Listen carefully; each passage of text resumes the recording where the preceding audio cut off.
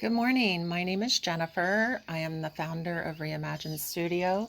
This is a sanctuary that is rooted in community, creativity, and heart-led truth.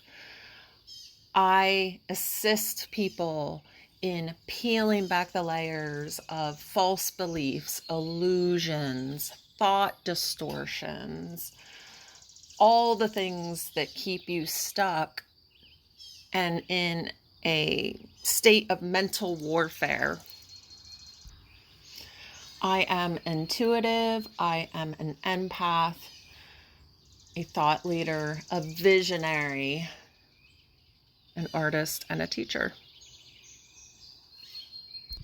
So one might ask, what gives you the authority to speak on any of these things? Well, I have been in the trenches. My own trenches and in the trenches with other people. Being a registered nurse of 28 years, I have seen people at their lowest. And what I want to say about people in their lowest state is oftentimes there is so much fear. It is fear that is driving the low vibrational state, the, addictions, the inability to take action, the inability to be authentic. So that's what I'm talking about today. Today is ways I became fearless. So I have stepped into my most authentic self, and I continue to introspect and look at ways that I can become my best self every day. To some people that may look exhausting. Like, I just don't even want to look at that stuff. I, just want to have fun. I want to just enjoy my life.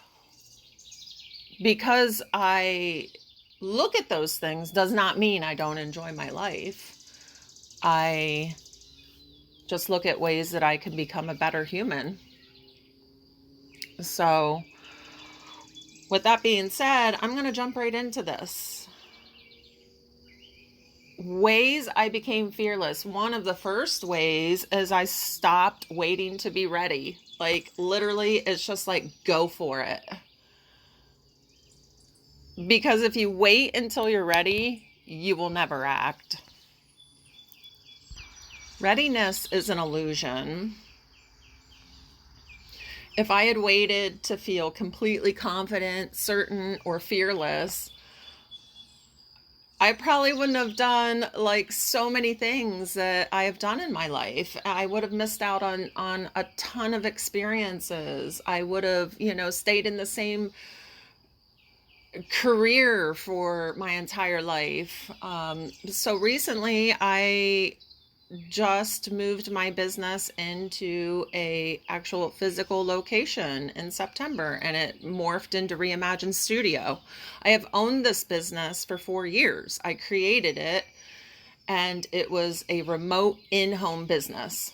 So leaving my nursing career and stepping out into the unknown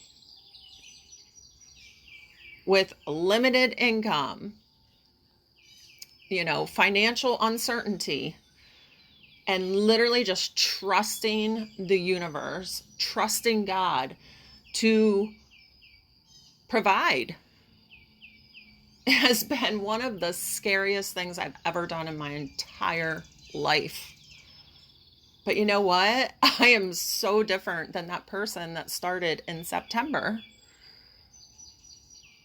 That was a mere 9 months ago, and I am completely evolved out of the things that brought me extreme fear when I started.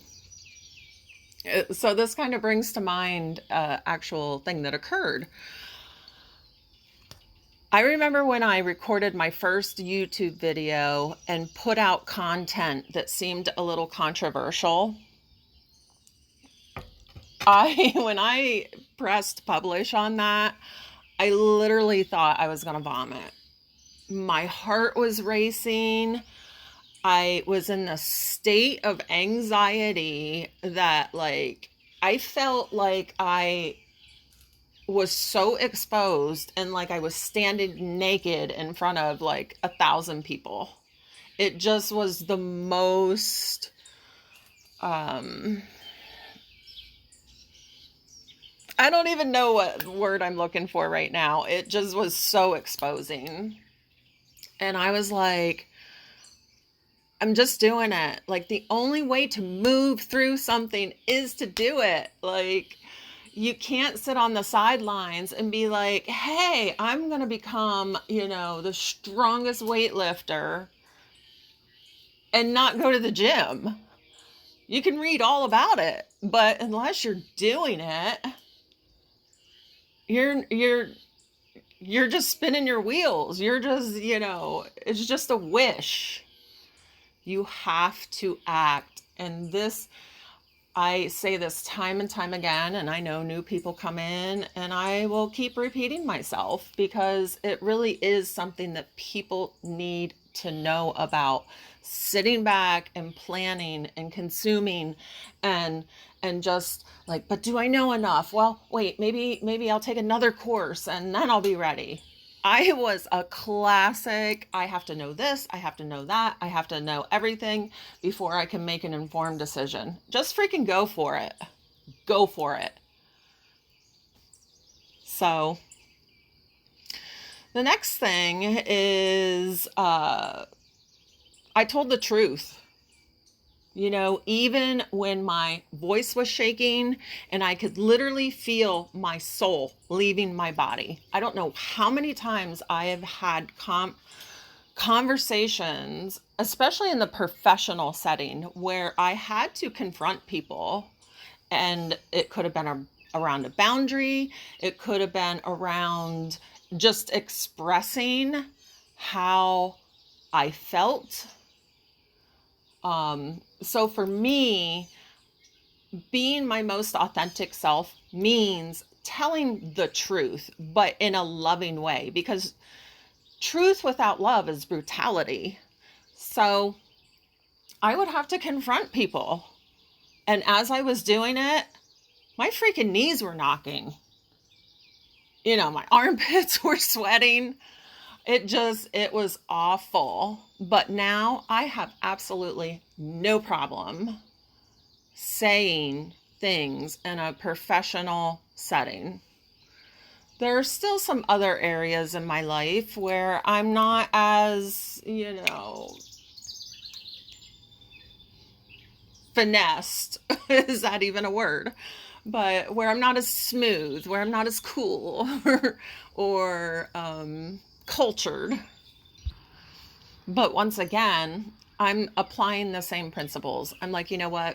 I have nothing to lose. I'm just going to go for it. And oftentimes this really shocks people. People are just like, who are you? Where did you come from? How did you get to be this way? What happened to you? I don't understand this. It's a complete paradox. You look one way, but then when you open your mouth, you appear a different way based on what your words are. So let me just tell you, if that's what you're thinking, quit putting labels on people, okay? Just take people for what you see. What you see is what you get. Trust yourself. Another thing that I absolutely love is just letting people misunderstand me without chasing their approval.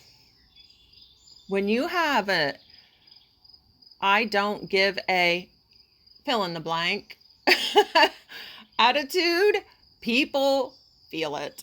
People know it. And they're just like, look at that free spirit over there, just doing what she wants to do. And you know what? That's fair. People should be living their lives and dancing to the beat of their own drum and creating and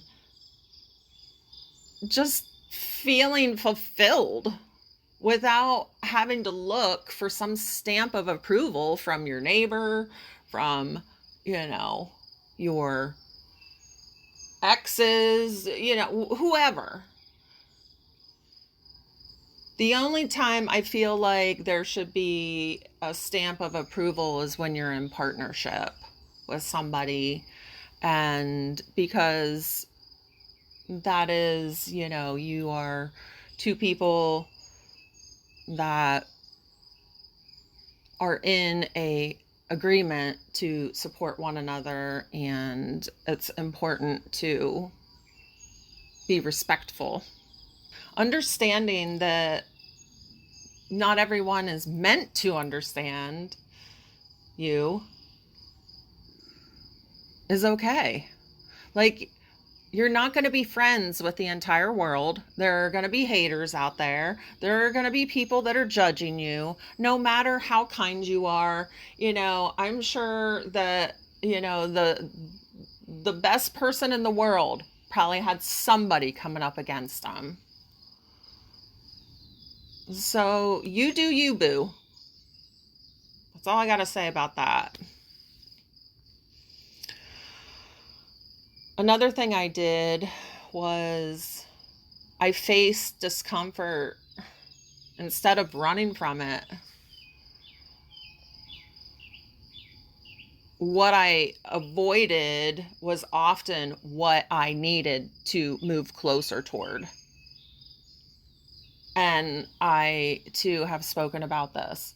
If you are feeling triggered by something, if something's pulling you in and you're just like, what is this? Like, what is it about this that I feel like I need to know more, or I feel frightened, or there's apprehension, that is your cue to move toward it. People just immediately take one look at something, they're like, nope, that's not for me. Well, honestly, the universe wouldn't be bringing it into your reality unless you were meant to learn something from it, to experience it, to push yourself, to expand, to stretch, to grow, to become something else. I misspoke a few podcasts ago. I don't remember what episode it was, but I said that I'm afraid of nothing. Well, after I published that, I was like, oh, wait, there is something I'm afraid of. And that is public speaking. And then it kind of came into my awareness about how this business has taught me so much. What if what I'm doing here isn't really about my business? Maybe it's preparing me to be a leader. Maybe it's preparing me to go viral. Maybe it's preparing me to receive some sort of psychic download where I have a healing modality and I have the confidence to put it out there. What I know is I am not gripping on too tightly to anything, because that is the higher perspective. This is teaching me something. This is refining me. This pressure is turning me into a diamond. So I'd really just like to challenge you, the listener, with some of those ideas. Like, where are you waiting to feel ready? Where are you not telling the truth? Where are you unable to let people misunderstand you? Where are you not facing discomfort? I have a special gift that was given to me. And that gift is knowing what is truth and what is untruth. I can read a person's nervous system, their energetic field, and body language, micro expressions. It's its own bag of goodies. And I really don't have a full comprehension of how I do it, other than I just know. Almost 9 years ago, I asked the question or made a declaration, more than a question, that I wanted to know the truth about myself. And what has happened to me since then is my mind just keeps being blown wide open to truths on so many levels that I had no idea that that language and that statement was going to literally create my reality and my future and my vision. When you Google work like mine, where I'm helping people to look at their identity and their labels that they place on themselves, there's not many other people doing this work. It's unique, it challenges people, and a lot of people don't want to do it. But you know what? If you are in fear, if you are not moving, if you are incapacitated, those are all signs that you need to be doing something different. You can go to reimaginestudio.me if you want to work with me one-to-one. I also have a uncanny gift of transmuting or transforming other people's energy. I ground them and I actually process their energy through my channel.